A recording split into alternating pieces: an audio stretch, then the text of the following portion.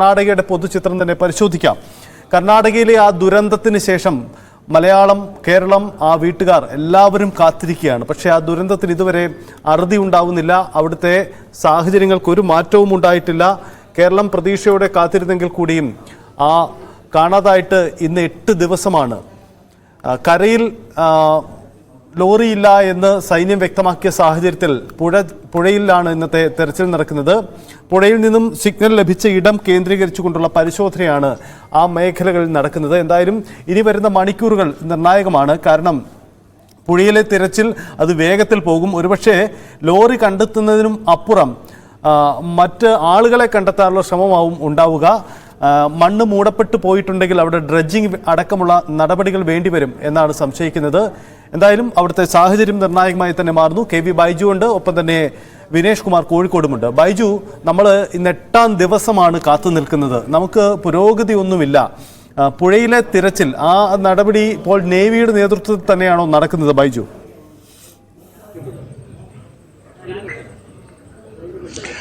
സജിത്തെ, നേവിയുടെ നേതൃത്വത്തിൽ പുഴയിലുള്ള തെരച്ചിൽ ഇപ്പോൾ ആരംഭിച്ചിട്ടുണ്ട്. പ്രധാനമായും റഡാർ സിഗ്നൽ ലഭിച്ച ഒരു സ്ഥലമുണ്ട്. ആ കരയിൽ നിന്നും 20 മീറ്റർ മാറിയാണ് ആ സ്ഥലത്താണ് ഇപ്പോൾ ഇത്തരത്തിലുള്ള പരിശോധന നടത്തുന്നത്. ലോറി ഇവിടെ ഉണ്ടാകാമെന്ന ഒരു നിഗമനത്തിന്റെ അടിസ്ഥാനത്തിൽ ആ പ്രദേശം കേന്ദ്രീകരിച്ചാണ് തെരച്ചിൽ നടക്കുന്നത്. രാവിലെ 7:30 തന്നെ തെരച്ചിൽ ആരംഭിച്ചു.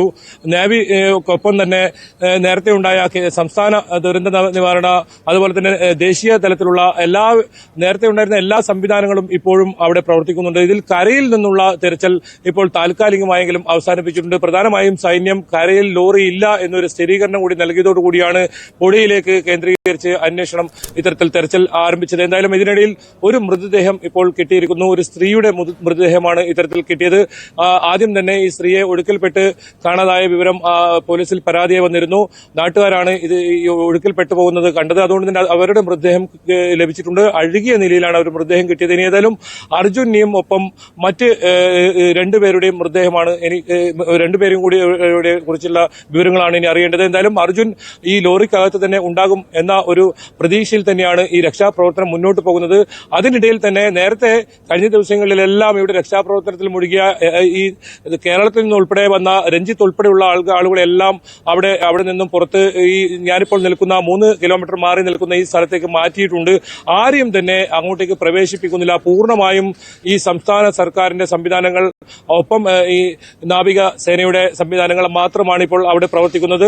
മറ്റ് എല്ലാവരെയും പുറത്തേക്ക് മാറ്റിയിട്ടുണ്ട്. വലിയ തോതിലുള്ള പോലീസ് സന്നാഹമാണ് ഈ മേഖലകളിൽ, നമ്മളെ ഈ മാധ്യമപ്രവർത്തകരെ ഉൾപ്പെടെ മാറ്റിയ മേഖലകളിൽ വിന്യസിച്ചിട്ടുള്ളത്. എന്തായാലും പുഴയിൽ നിന്നും ഇപ്പോൾ തെരച്ചിൽ നടത്തുന്ന സ്ഥലത്ത് നിന്നും ലോറി കണ്ടെത്താനാകുമെന്ന ഒരു പ്രതീക്ഷ തന്നെയാണ് നമുക്കും ഉള്ളത്.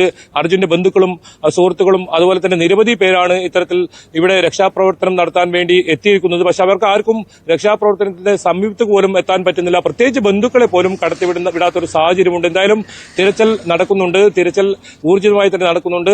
ആധുനിക സംവിധാനങ്ങളൊക്കെ എത്തുമെന്ന് സർക്കാർ വ്യക്തമാക്കിയിട്ടുണ്ടെങ്കിൽ ഇതുവരെ അത്തരം സംവിധാനങ്ങളൊന്നും എത്തിയിട്ടില്ല. ഇന്നലെ മാർക്ക് ചെയ്ത ഈ റഡാർ സിഗ്നൽ ലഭിച്ച സ്ഥലത്താണ് ഇപ്പോൾ പരിശോധന നടത്തുന്നത്. കരയിലെ പരിശോധന താൽക്കാലികമായി നിർത്തിവെച്ചിട്ടുണ്ട്. കരയിലെ 90% കൂടുതൽ മണ്ണുകൾ അവിടെ നിന്ന് നീക്കം ചെയ്തിട്ടുണ്ട്. അതുകൊണ്ട് തന്നെ കരയിൽ ഉണ്ടാകാനുള്ള സാധ്യത ഇനി വളരെ കുറവാണ്. ഈ പുഴയും കരയും ചേരുന്ന ഒരു പ്രദേശമുണ്ട്. നേരത്തെ ഒരു കടയൊക്കെ ഉണ്ടായ ഒരു പ്രദേശമാണ്. ആ കടയൊക്കെ ഈ മണ്ണിടിച്ചിലിൽ പൂർണ്ണമായും അവിടെ കാണാനില്ല. അവരുടെ വീടുണ്ടായിരുന്നു, ആ വീട് പോലും കാണാൻ ഇല്ലാത്തൊരു സാഹചര്യമാണ്. ആ വീട്ടിലും ആ കടയിലുണ്ടായിരുന്ന 7 പേരാണ് ഇത്തരത്തിൽ മരണപ്പെട്ടത്. അവരുടെ മൃതദേഹമാണ് ആ സമയത്ത് ആദ്യ ദിവസം കിട്ടിയിരുന്നത്. എന്തായാലും ഇന്നേക്ക് 8ാം നാളായിരിക്കുന്നു. ഇന്ന് അതായത് കഴിഞ്ഞ ചൊവ്വാഴ്ച രാവിലെ 8:00-ക്കാണ് ഇത്തരത്തിലുള്ള ഒരു ദുരന്തമുണ്ടായത്. ആ അർജുനുണ്ടായിരുന്ന ലോറിയും മണ്ണിടിച്ചിലിൽ ഈ തരത്തിൽ അപകടത്തിൽപ്പെടുന്ന സാഹചര്യം ഉണ്ടായത്. എന്തായാലും ഈ പുഴയുടെ ഈ അരികിലായി കരയോട് ചേർന്ന് നിൽക്കുന്ന പ്രദേശത്ത് ഇത്തരത്തിൽ ഈ ലോറി ഉണ്ട് എന്ന തരത്തിലാണ് രക്ഷാപ്രവർത്തകർ പറയുന്നത്. എന്തായാലും ആ ഭാഗങ്ങളിലും പരിശോധന നടക്കുന്നുണ്ട്. ഒപ്പം പുഴയുടെ അടിത്തട്ടിൽ മുങ്ങൽ വിദഗ്ധർ, നേവിയുടെ മുങ്ങൽ വിദഗ്ധരും എത്തിയിട്ടുണ്ട്. അവരുടെ ഒരു സംഘവും ഇത്തരത്തിൽ അടിത്തട്ടിലൊക്കെ പരിശോധന നടത്തുന്നുണ്ട്. ഏതെങ്കിലും തരത്തിൽ ലോറിയുടെ ഭാഗങ്ങളോ ഈ ലോറിയിൽ ഉണ്ടായിരുന്ന മരത്തിന്റെ ഏതെങ്കിലും ഭാഗങ്ങളോ ലഭിക്കുന്നുണ്ടോ എന്നറിയാനാണ് ഇത്തരത്തിലുള്ള പരിശോധന. എന്തായാലും അർജുൻ ഈ ലോറിക്കൊപ്പം തന്നെ ഉണ്ടാകും, ലോറിക്കകത്ത് തന്നെ ഉണ്ടാകും എന്ന ഒരു പ്രതീക്ഷയാണ് ഇവർ പറയുന്നത്. പറയുന്നത്. അങ്ങനെ തന്നെയാണ് ഈ രക്ഷാദൌത്യത്തിൽ ഏർപ്പെട്ട സംസ്ഥാന സർക്കാരിന്റെ സംവിധാനങ്ങളും വ്യക്തമാക്കുന്നത്. അങ്ങനെയാണെങ്കിൽ ഇന്ന് തന്നെ ഈ ലോറി കണ്ടെത്താനുള്ള ശ്രമമാണ് ആരംഭിച്ചിട്ടുള്ളത്. ഇനി വരുന്ന മണിക്കൂറുകൾ നിർണായകമാണ്. കാരണം നമുക്കറിയാം ഇവിടെ മഴ ശക്തമായി പെയ്യുന്ന ഒരു സാഹചര്യമുണ്ട്. മാറി മറിയുന്ന ഒരു കാലാവസ്ഥയാണ്. അല്പം സമയം മുമ്പ് ശക്തമായ മഴയാണെങ്കിൽ ഇപ്പോൾ ഈ കാണുന്ന കാലാവസ്ഥ ഇതാണ്. മഴ ഇരുണ്ടുകൂടിയ ഒരു കാലാവസ്ഥ തന്നെയാണ്. ഏത് സമയത്തും മഴ വരാം. മഴയ്ക്കൊപ്പം ശക്തമായി വീശിയടിക്കുന്ന കാറ്റുമുണ്ട്. അതൊക്കെ പുഴയിലെ തെരച്ചിലിന് വലിയ തോതിൽ പ്രതികൂലമായി ബാധിക്കുന്നുണ്ട്. ഏതായാലും പുഴയിലെ തെരച്ചിൽ വളരെ ദുഷ്കരം എന്ന് തന്നെയാണ് രക്ഷാപ്രവർത്തകർ പറയുന്നത്. അത്രത്തോളം ആഴവും ഒഴുക്കുമുള്ള ഒരു പുഴയാണ്. ഈ പുഴയിൽ നിന്നും ഒരു മല അപ്പാടെ ഈ പുഴയിൽ പതിച്ച നിലയിലാണ് ഉള്ളത്. അതുകൊണ്ട് തന്നെ ഈ പുഴയിൽ നിന്നും ഈ ലോറി കണ്ടെത്തേണ്ടതുണ്ട്. മണ്ണിനടിയിൽ പൂണ്ടുപോയിട്ടുണ്ടാവാമെന്നൊരു നിഗമനവും സൈന്യം പങ്കുവെക്കുന്നുണ്ട്. അങ്ങനെയെങ്കിൽ ആ അടിത്തട്ടിൽ നിന്നും ഈ ലോറി കണ്ടെത്തേണ്ടതുണ്ട്. അതിനുള്ള ശ്രമമാണ് ഇപ്പോൾ നടക്കുന്നത്. ഒപ്പം രണ്ടുപേരുടെയും കൂടി ഇത്തരത്തിൽ ഈ മണ്ണിനടിയിൽ കാണാതായിട്ടുണ്ട്. അവർക്കായുള്ള തെരച്ചിലും ഊർജിതമാക്കിയിട്ടുണ്ട്. സൈത്തെ ബൈജു, ഒന്ന് അവിടുത്തെ സാഹചര്യം ഇപ്പോൾ എന്താണ്? പുഴയിലെ തിരച്ചിലെന്ന് സംബന്ധിച്ച് ഒരു വ്യക്തത വരുത്താൻ അവിടെ മാധ്യമപ്രവർത്തകർക്കടക്കം പ്രവേശനമില്ല. അതുകൊണ്ട് അപ് ടു ഡേറ്റ് ആയിട്ട് അവിടുത്തെ സാഹചര്യങ്ങൾ, അതിന്റെ ദൃശ്യങ്ങൾ നമുക്ക് എത്തിക്കാൻ കഴിയില്ല. പക്ഷേ ബൈജു, ഈ ഗംഗാവലി നദിയുടെ ഒരു സാഹചര്യം നമുക്കറിയാം. ഈ 258 മീറ്ററോളം ചില ഭാഗങ്ങളിൽ വീതിയുള്ള ഒരു നദിയാണ്. പ്രത്യേകിച്ച് ഈ ഉണ്ടായ സമയത്ത് 258ഓളം മീറ്റർ വീതിയിലേക്ക് ജലനിരപ്പ് ഉയർന്നിരുന്നു എന്നാണ് കരുതപ്പെടുന്നത്.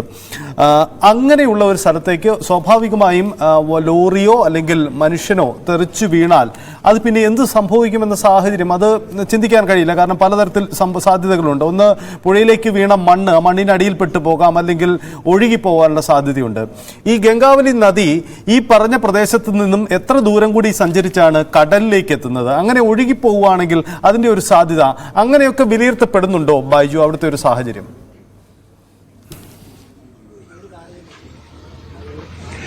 സജിത്തെ, ഇതിലെ ഏറ്റവും പ്രധാനം ഈ ഗംഗാവലി നദി എന്ന് പറയുന്നത് ഈ മണ്ണിടിച്ചിലുണ്ടായ എതിർവശം, അതായത് 4 വരി പാതയാണ്. തൊട്ടടുത്തായാണ് ഈ നദി ഒഴുകുന്നത്. സജിത്ത് സൂചിപ്പിച്ചതുപോലെ തന്നെ വലിയ ഒഴുക്കാണ്. കഴിഞ്ഞ ദിവസം ഇന്നലെ വരെ ഇത്തരത്തിൽ ഉയർന്ന ഇതിന്റെ ഈ ശക്തി ഒഴുക്കും വലിയ തോതിൽ കൂടുന്ന ഒരു സാധ്യത തന്നെയാണ് ഉണ്ടായിരുന്നത്. നമ്മളത് നേരിട്ട് പോയി കണ്ടതാണ്. അത് ഇന്നും ഇത്തരത്തിൽ വലിയ ജലനിരപ്പ് ഉയരുന്ന ഒരു സാഹചര്യം തന്നെയാണ് ഇന്നും ഉള്ളത്. അതുകൊണ്ട് തന്നെയാണ് ഈ പുഴയിലെ തിരച്ചിൽ വലിയ ദുഷ്കരമാകുന്നതും. സജിത്ത് സൂചിപ്പിച്ചതുപോലെ തന്നെ ഇതിൽ ഒഴുക്കിൽപ്പെട്ട് അത്തരത്തിൽ പോവുകയാണെങ്കിൽ വലിയ ദൂരമില്ല കടലിലേക്ക്.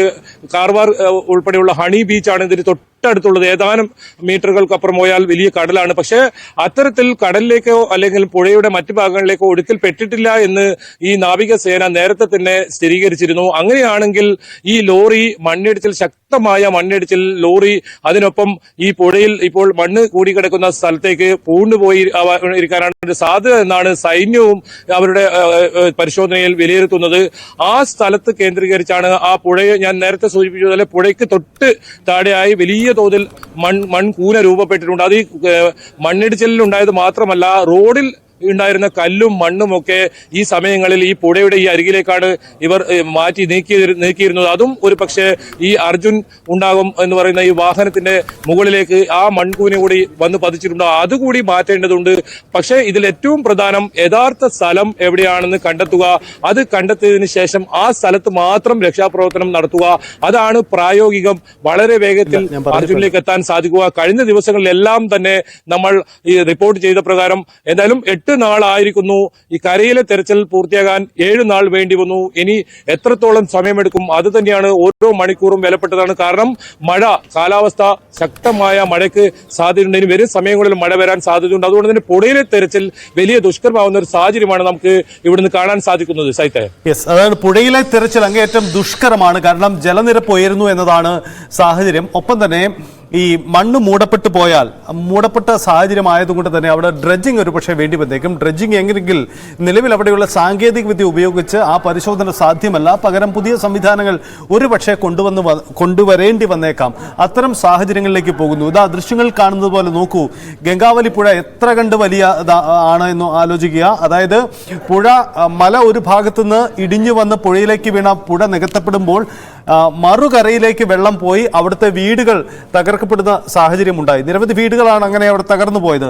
അപ്പോൾ എത്ര വലിയ രീതിയിലുള്ള ഒരു മൺ നിക്ഷേപമാണ് അവിടെ ഉണ്ടായത്, ജലനിരപ്പ് എത്ര കണ്ട് വലുതായിരുന്നു എന്നതുകൂടി ഊഹിക്കുക. അത് ആ രീതിയിലേക്കാണ് അവിടുത്തെ സാഹചര്യം. അതുകൊണ്ട് പുഴയിലെ തിരച്ചിൽ അങ്ങേയറ്റം ദുഷ്കരമാണ് എന്ന കാര്യത്തിൽ തർക്കമില്ല. അതിൽ പല സാധ്യതകളുണ്ട്. ഇതുവരെ കരയിലെ അന്വേഷണം ഒരു പ്രത്യേക ഇടം കേന്ദ്രീകരിച്ചാണെങ്കിൽ പുഴയിൽ തിരച്ചിൽ എന്ന് പറയുന്നത് കൂടുതൽ ഇടങ്ങളിലേക്ക് തിരച്ചിൽ നടത്തേണ്ടി വരും. 8ാം നാളിലും അർജുൻ എവിടെ? ഈ ദുരന്തത്തിന്റെ ഇതിന്റെ ദുരൂഹത മാറാൻ ഇനിയും നമുക്ക് കാത്തിരിക്കേണ്ടി വരുമെന്നതാണ് സാഹചര്യം.